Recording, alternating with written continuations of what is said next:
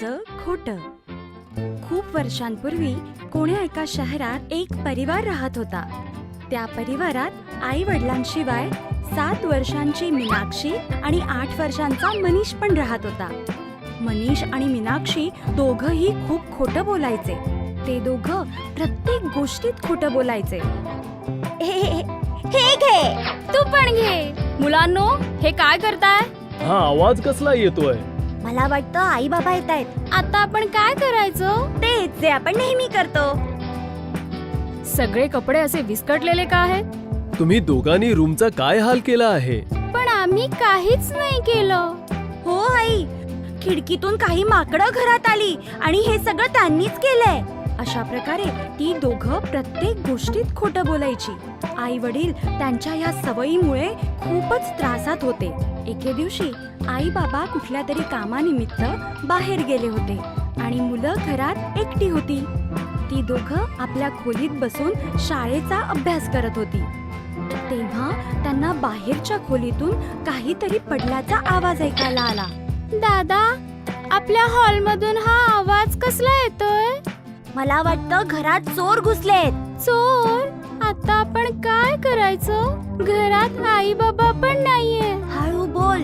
जर चोरांनी ऐकलं तर ते आपल्याला पण पळवून त्यांच्या सोबत घेऊन जातील. दादा, मला खूप भीती वाटतेय. मला चोरांसोबत नाही जायचंय. तू चिंता नको करूस, मी आत्ता बाबांना फोन करतो. असं बोलून मनीषने बाबांना फोन लावला, पण बाबांचा फोन बंद होता. कदाचित बाबांचा फोन बंद आहे. आता आपण काय करायचं? मला वाटतं आता आपल्यालाच काहीतरी करावं लागेल. पण काय? मी काहीतरी विचार करतो. असं बोलून मनीष विचार करायला लागला. थोडा वेळ विचार केल्यानंतर तो म्हणाला, आता आपल्यालाच काहीतरी करून या चोरांना पळवावं लागेल. पण कसं? जर आपण ह्यांना विश्वास दिला की घरात आपल्याशिवाय मोठे लोक पण आहेत तर ते पळून जातील. हा, हे बरोबर आहे. चल माझ्या सोबत आणि जसं मी सांगतो तसंच तू कर. ठीक आहे दादा. ती दोघं आपल्या खोलीतून बाहेर आली आणि त्यांनी बघितलं की त्यांच्या घरातलं सगळं सामान अस्ताव्यस्त पडलं होतं आणि चेहऱ्यावर काळ्या रंगाचा मास्क घालून 2 चोर आजोबांच्या खोलीकडे चालत जात होते. हे बघून मनीष धावतच बाहेरच्या खोलीकडे आला आणि आपल्या खोलीकडे तोंड करून जोरात बोलायला लागला. मीनाक्षी, तू असं ऐकणार नाहीस. थांब, मी आत्ता बाबांना बोलवतो. बाबांचं नाव ऐकून चोर घाबरले आणि वरच्या खोलीच्या दिशेने धावले. मीनाक्षी पण बाहेरच्या खोलीत आली आणि चोरांना वरच्या खोलीकडे धावताना बघून जोरात म्हणाली, तू काय बाबांना माझं नाव सांगणार?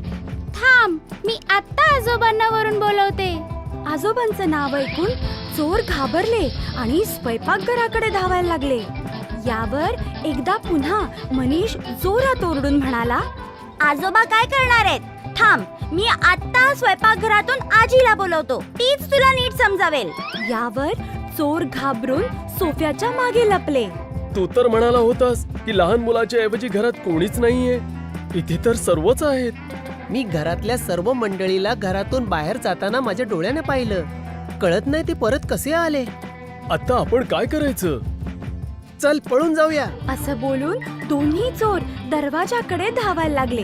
तेव्हा मीनाक्षी एकदम ओरडून म्हणाली, थांबा, मी आत्ता पोलीसवाल्या काकांना बोलवते. ते बाहेरच थांबलेत. ते तुम्हाला त्यांच्या जेलमध्ये टाकतील. अरे, यांचे पोलीस मध्ये असलेले काका बाहेरच उभे आहेत. चल लवकर खिडकीतून पटकन पळून जाऊ.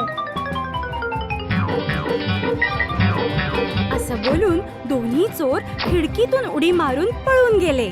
चोरांना असं पळताना बघून मनीष आणि मीनाक्षी खूप खुश झालेत. आपण चोरांना पळवलं.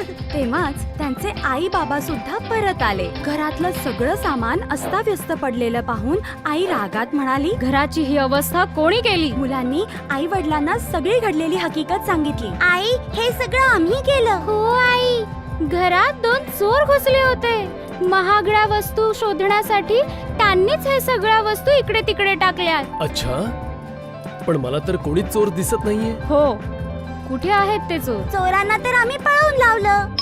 हे ऐकून आई वडिलांना असं वाटलं की नेहमीप्रमाणे यावेळी सुद्धा मुलं खोटं बोलतायत. त्यांनी मुलांना रागवत म्हटलं, मला माहित आहे तुम्ही नेहमीप्रमाणे माझ्याशी खोटं बोलत आहात. हे सगळं तुम्ही दोघांनीच केलंय आणि आता स्वतःची चुकी लपवण्यासाठी नेहमी सारखं खोटी गोष्ट सांगतायत. मुलांनी त्यांना खूप समजवलं. नाही, आम्ही खरं बोलतोय. हे सगळं त्या चोरांनी केलंय.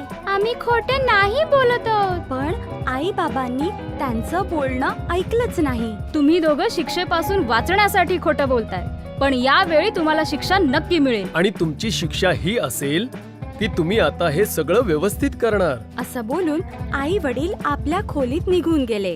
तोपर्यंत मनीष आणि मीनाक्षीला कळलं होतं की खोटं बोलणं किती चुकीचं आहे ते.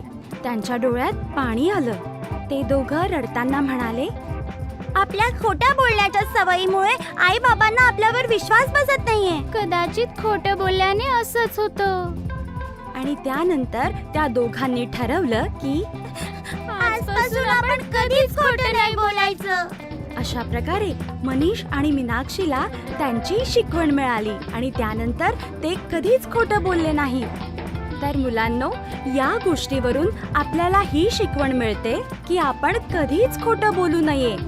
कारण सतत खोटं बोलल्याने जर आपण खरंही बोललो तरी इतरांना आपलं बोलणं खोटंच वाटतं.